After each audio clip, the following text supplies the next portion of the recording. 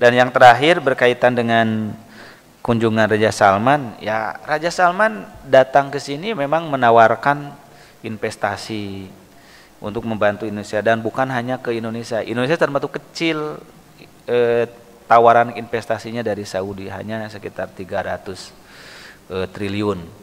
Investasi terbesar Saudi ini adalah di Turki. Kemudian yang kedua adalah di Cina, kan gitu. Cina. Nah, jadi di Cina, karena setelah dari Indonesia itu ke China, Raja Salman, dan di sana juga disambut tidak kalah meriahnya. Bahkan di sana konon sampai mencapai 800 triliun.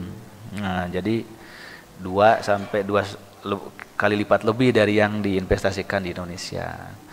Nah, di samping itu juga memang Saudi butuh dukungan dari Indonesia, terutama dalam kebijakan luar negerinya menghadapi perang di Yaman, ancaman dari Iran, ancaman dari ISIS. Nah, sebab para jamaah sekalian, negara-negara Amerika dan negara Eropa dan sekutunya itu sudah terang-terangan tahun 2006 itu yang dipidatokan oleh Condoleezza Rice di Israel. Dia mengatakan kami sudah menyiapkan peta baru untuk Timur Tengah.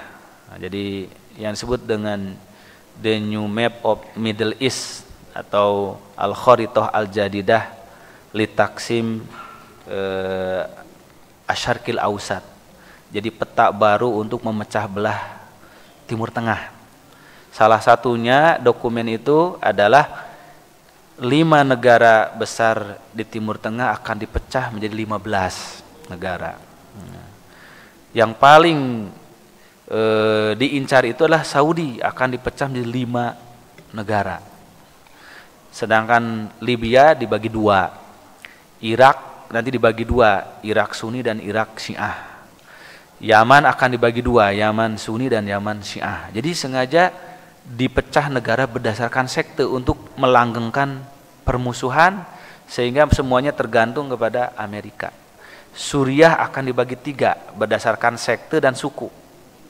Yaitu strategi Amerika dan teman-temannya. Nah, maka Saudi ini ya kalau bukan karena takdir Allah dan usaha yang sungguh-sungguh kaum muslimin untuk dijaga, ya sudah jadi target terakhir, yang lainnya sudah semua.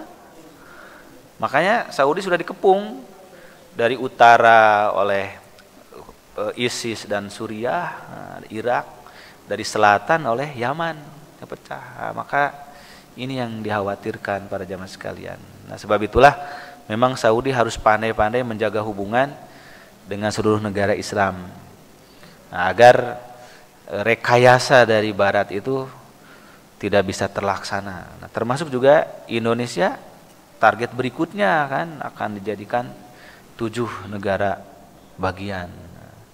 Tetapi kita harus yakin ya, kalau kitanya bersatu, wa makaru wa makarullah wallahu khairul makirin. Silakan mereka buat makar, tapi Allah yang punya rencana lebih besar dari mereka. Ya, seperti sekarang mereka kelimpungan sendiri setelah melaksanakan makar memecah belah Timur Tengah, mereka jadi kebingungan menangani imigran, ya kan? Sampai munculnya Donald Trump, ya kan? Jadi Eropa sekarang jadi gelisah menangani apa? Imigran. Karena di satu sisi bangsa mereka sudah menurun regenerasinya karena kehidupan bebas, pergaulan bebas, jadi tidak punya harapan untuk kelahiran. Sementara imigran dari muslim pertumbuhan penduduknya cepat karena sistem keluarga yang kuat. Nah, jadi itulah.